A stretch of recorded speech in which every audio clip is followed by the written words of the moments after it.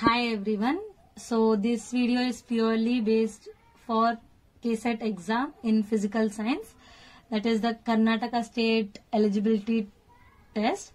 So in this video I am gonna solve all the solutions which were asked in KSET for past few years. So without wasting the time, let's begin. So bani now start madana. So these are the few questions which are asked in year 2020. So I have not written the questions. I just took the question papers, and from that I am directly solving that, because it's important to know how do we get the solution for the given question. So I focus more on the solution rather than the question. So let me begin with the first question which was asked in year 2020.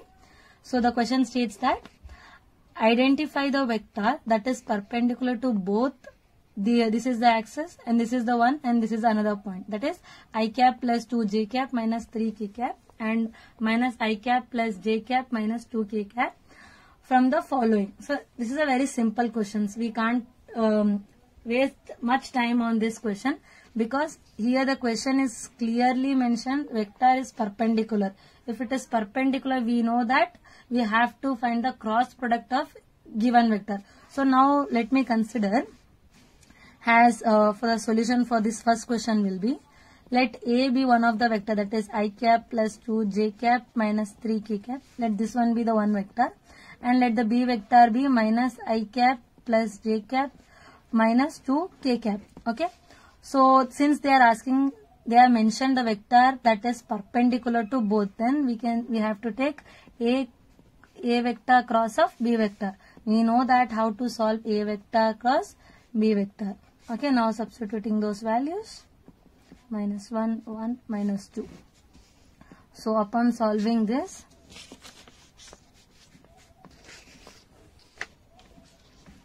minus 4, minus plus 1, plus of j, 3 plus 2, plus of k cap, 1 plus 2.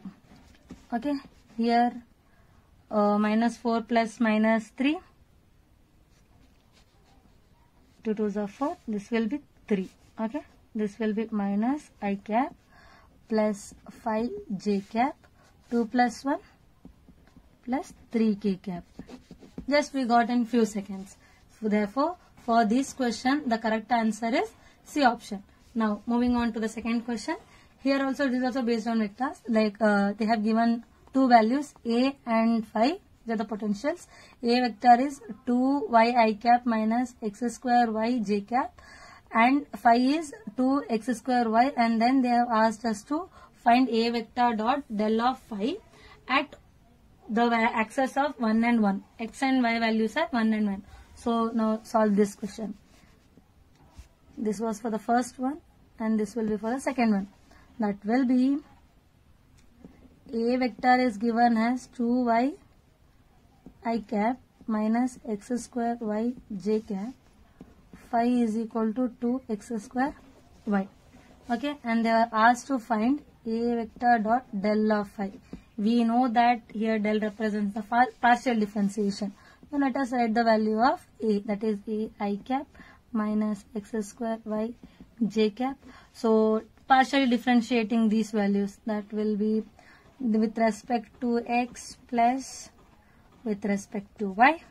Partially differentiating this, and since we know that they have directly given the values of x and y, you can multiply those values and then find the solution.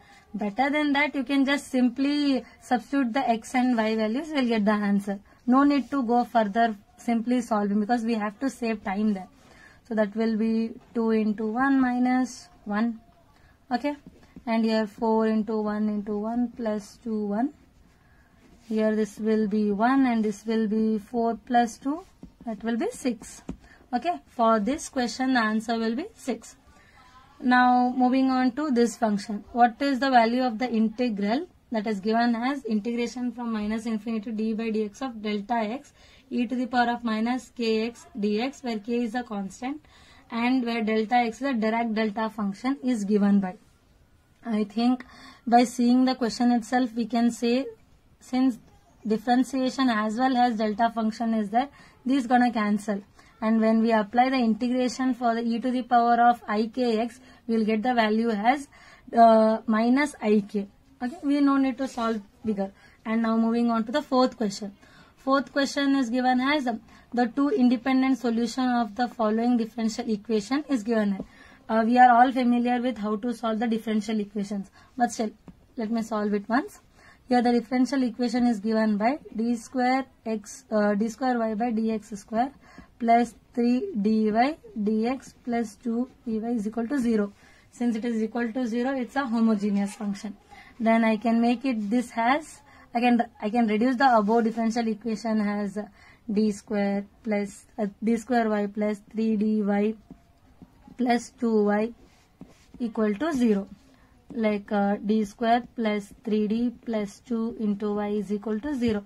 Now finding to find the auxiliary equations for these values, that will be m square plus 3m plus of 2 equal to 0.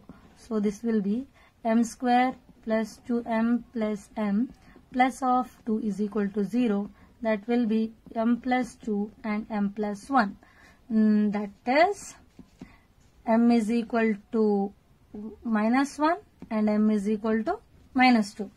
Therefore, here we got the roots as m is equal to minus 1 and m is equal to minus 2. These roots are real roots, so we know that what will be the values for this. That will be e to the power of minus x and e to the power of minus 2x. So from finding the roots of the given differential equation, we can get the values as for this question the correct option is e to the power of minus x and e to the power of minus 2x. Okay, this was the fourth question. And now moving on to the fifth question. The fifth question, the number of independent components of a real antisymmetric tensor of rank 2 in a 4-dimension. We know that we have a standard formula for to determine the independent component. That is n square into n plus 1 by 2. That is equal to 2 square into 2 plus 1 by 2. That is 2 into 3, 6. For this question, the correct answer is 6. Okay. This much for today's class, and remaining questions we'll get up in the next class. Thank you guys.